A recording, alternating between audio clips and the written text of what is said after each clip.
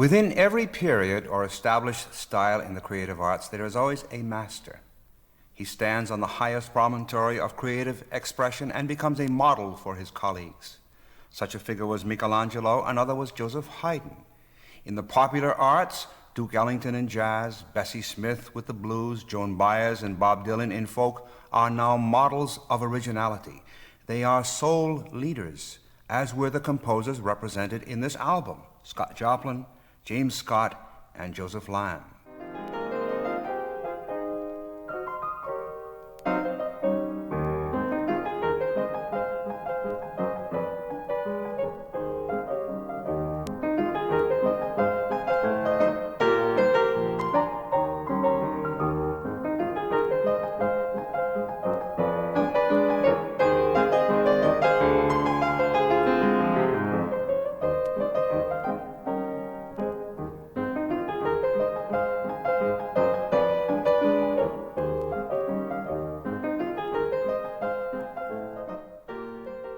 For us to experience fully their enormous contributions to the field of ragtime, we must closely examine their music. We can enjoy it spontaneously, yes, but we must understand it so that we will enjoy it even more. By understanding its structural elements, syncopation, melody, formal pattern, we cannot fail to see why the music of these giants stands above and runs ahead of that by other ragtimers.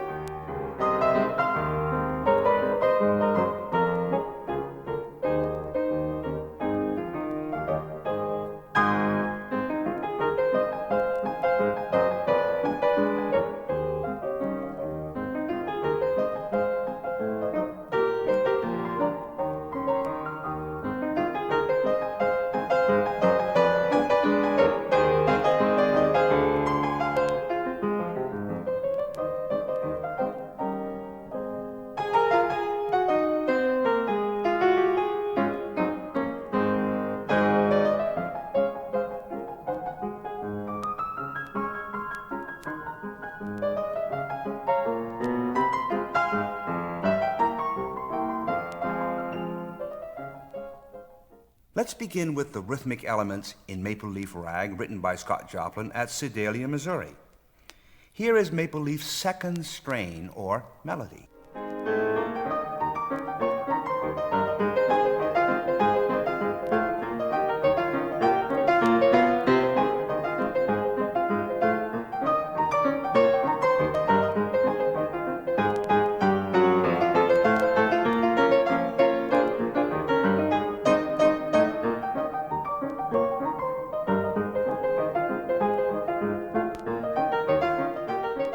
What do you hear? Listen to the left-hand part isolated from the melody in the right hand.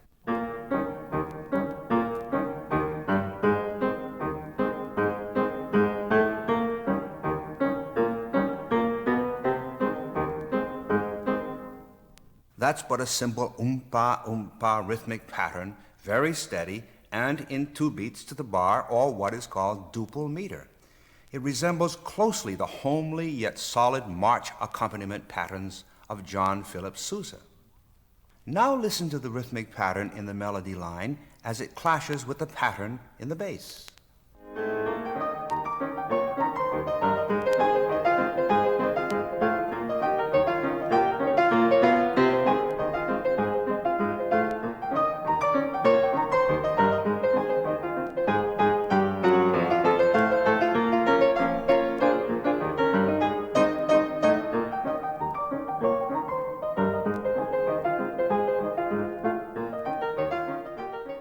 This conflict of rhythmic patterns is what is called syncopation. One pattern of rhythmic accents in dynamic conflict with a different pattern of rhythmic accents. Here is another exciting example of syncopation from the last strain of James Scott's Hilarity Rag.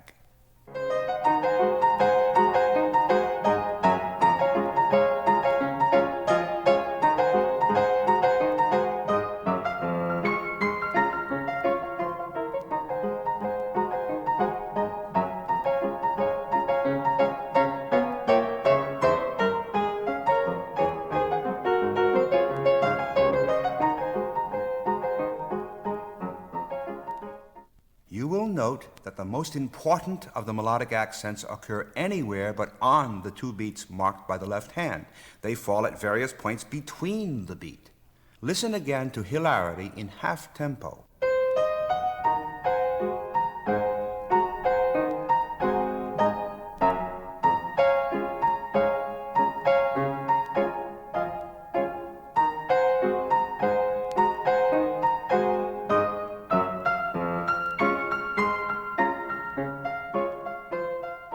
Now at the proper pace.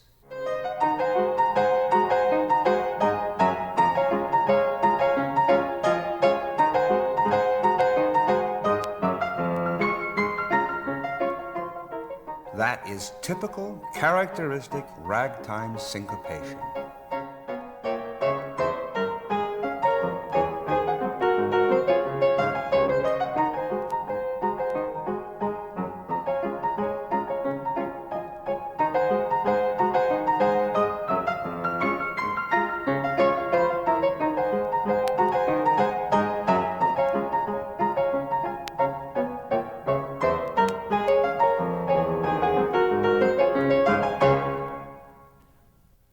Classic American rags should not be played fast.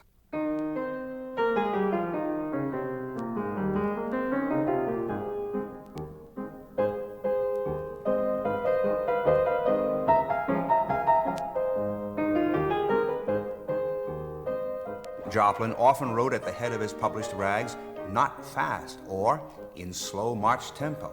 Joplin's reason, of course, is that the rhythmic complexity and subtlety of classic rags is lost to the ear if the pace is too quick.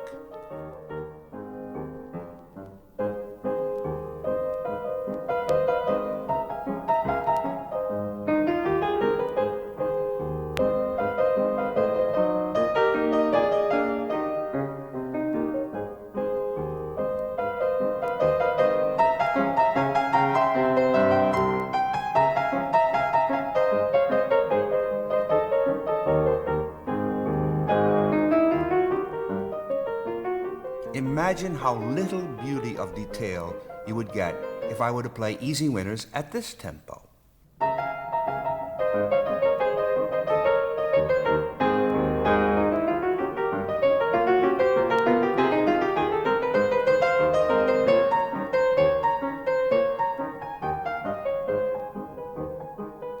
Joplin was correct about keeping to a moderate tempo for other reasons. In many scores of the great rags, say the best of James Scott, there are instructions for dynamics, that is, for adjustments of volume, soft, loud, crescendo, diminuendo. These are most important for the correct projection of each rag's varied expressions. A too quick tempo not only blurs the rag's rhythmic subtleties, but also blurs its delicate color nuances.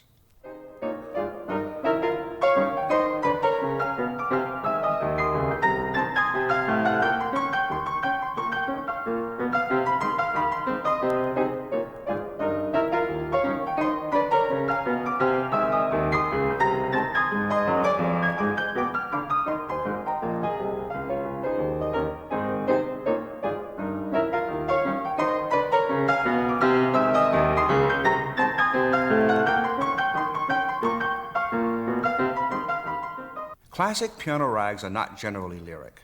Their melodies are not in the vocal style. You ask, why then are they so catchy? Catchy they are. And it is not their euphoric, syncopated bounce alone that catches our attention. It is also the elaborate, intricate melodic line in the right-hand part that wins us over so easily. These lines are true melodies of an instrumental type, perfectly shaped to exploit the characteristic voice of the piano. Let's examine a typical rag melody, the opening strain of James Scott's Grace and Beauty.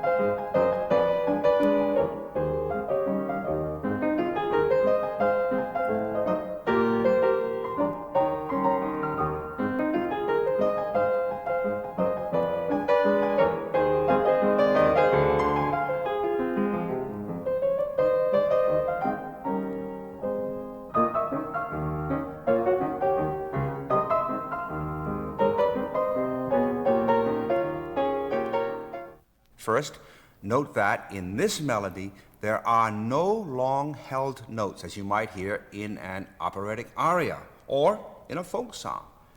The melody's durational values almost always are shorter than the beat unit, the quarter note.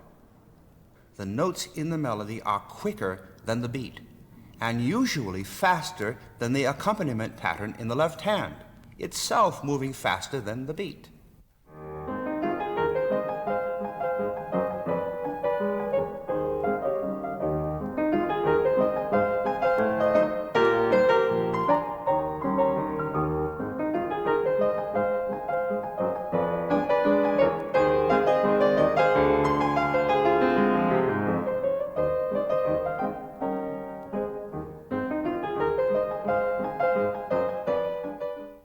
As we saw a moment ago, embedded within the melody line are varied, sharp, syncopated accents that electrify the line, make it ragged.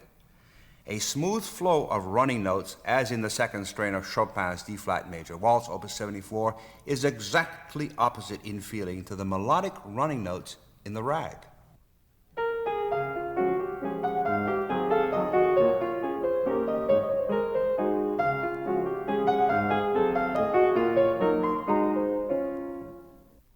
The second thing to notice is the wide range of pitches within many rag melodies.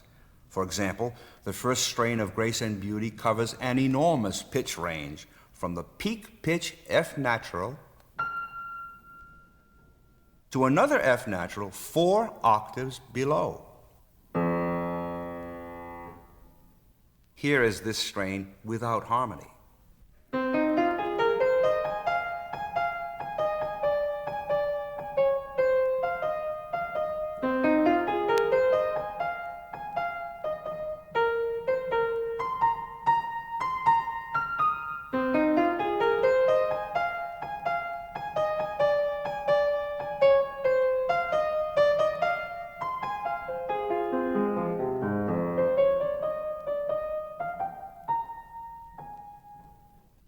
And now with accompaniment.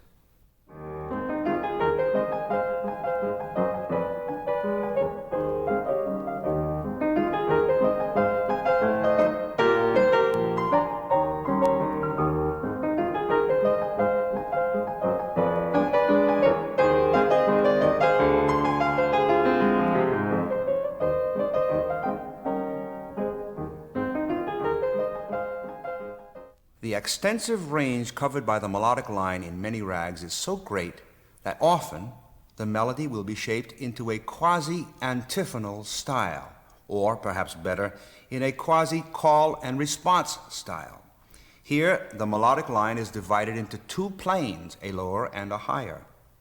The melodic phrase below is echoed by the same phrase an octave above, as can be heard in the last 2 strains of Scott's Grace and Beauty.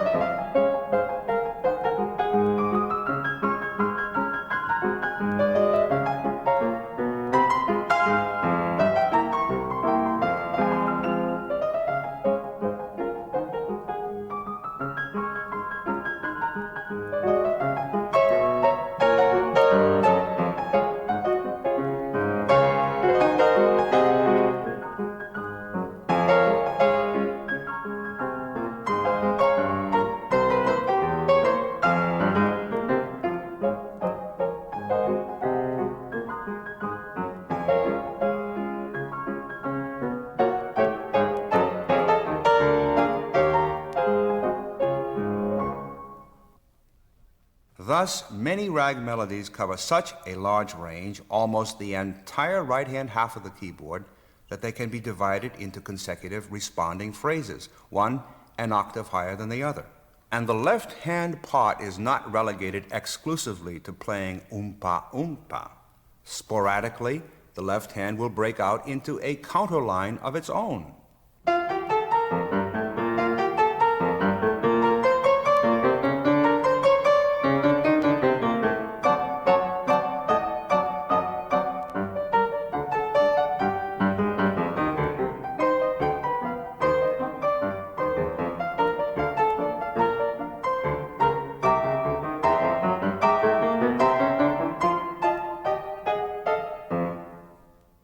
That was the opening strain of Robert Hampton's Cataract Rag. Here is its closing strain.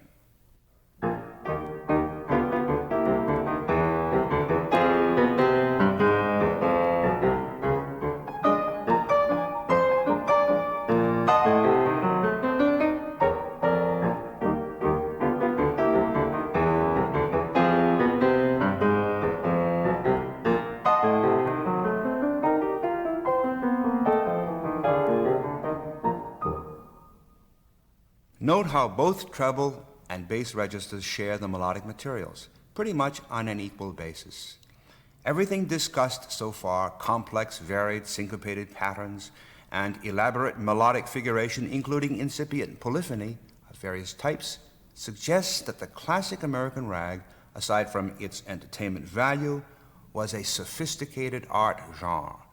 Certainly, as an art genre, it was entirely original. Nothing had ever sounded remotely like the rag before its flowering in the gay 90s. Just as important, after ragtime had waned at the end of World War I, this music bequeathed daring rhythmic and melodic characteristics to newly emerging jazz. One cannot listen to early Dixieland without recognizing the influence of the ragtimers. However, if it is true that rhythmic and melodic elements in classic ragtime were highly original and innovative, it is equally true that its form was not. If rags were to fly through a prophetic, syncopated melody, then its expressions had better be shaped within rock-solid structure and harmony. The typical rag's architectural pattern is simple, usually 4 parts, each part of the same length, although made up from entirely new and contrasted thematic materials.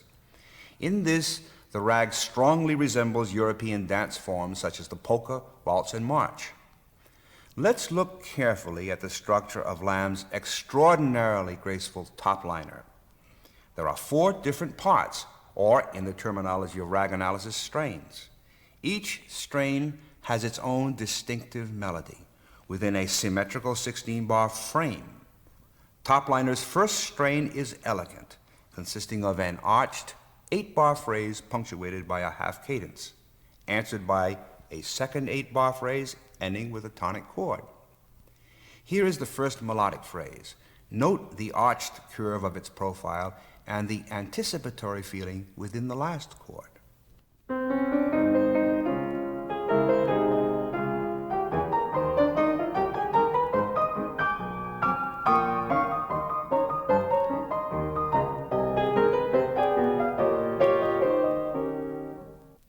The second phrase begins exactly as the first, yet spins out a different ending, plumping down on a firm tonic chord.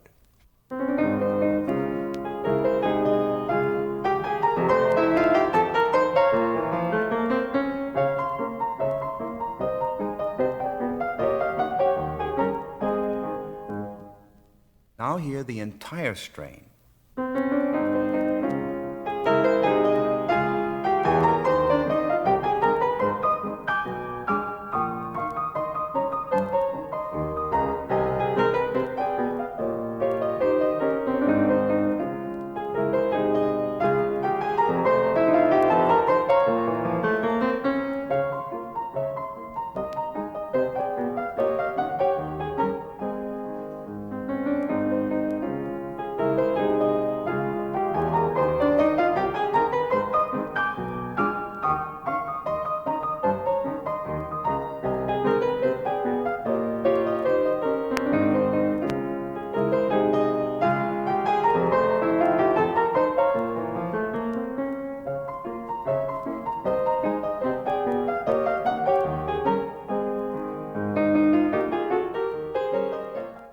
Topliner's second strain is livelier than the first, consisting of running 16th notes, mostly in thirds played by the right hand. Again, the form is square and symmetrical. 2 8-bar matched complementary phrases, a conventional framework exactly suited to balance the flight of its syncopated melody.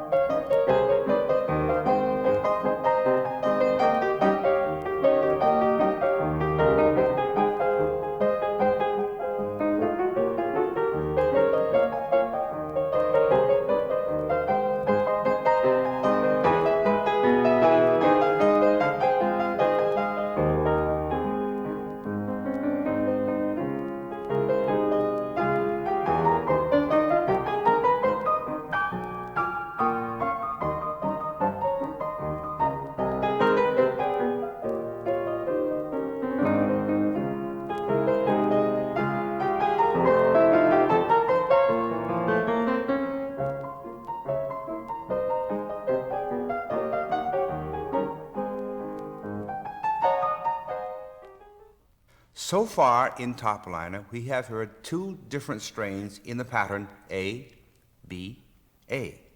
A is strain 1. B is strain 2. A is the repeat of strain 1. Now comes a major new event in Topliner. Strain C is introduced.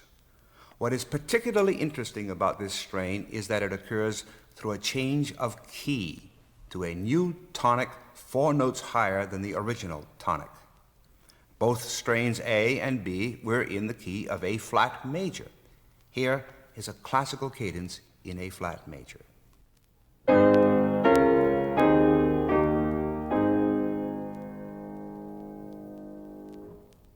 Strain C, however, is now in the key of D flat, what theorists call the subdominant.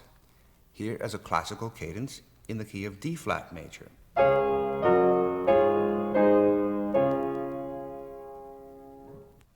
Strain A ends like this in A flat.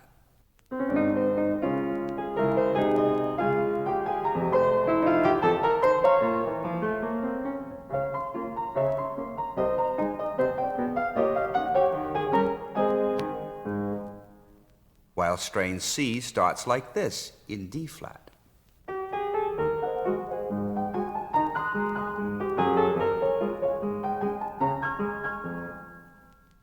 In order to make the change of key as smooth as possible, there is a 4-bar transition from the returned A strain to the arrival of strain C.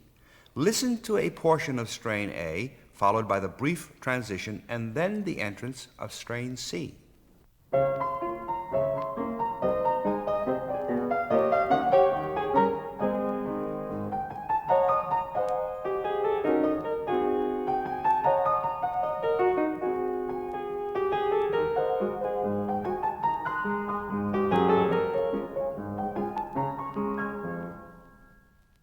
Rag composers often labeled strain C as the trio section, a practice similar to that seen in the American March and in earlier dance forms such as the minuet. Here is strain C complete, 16 bars featuring a graceful motive in antiphonal style, using to the full the piano's upper soprano register.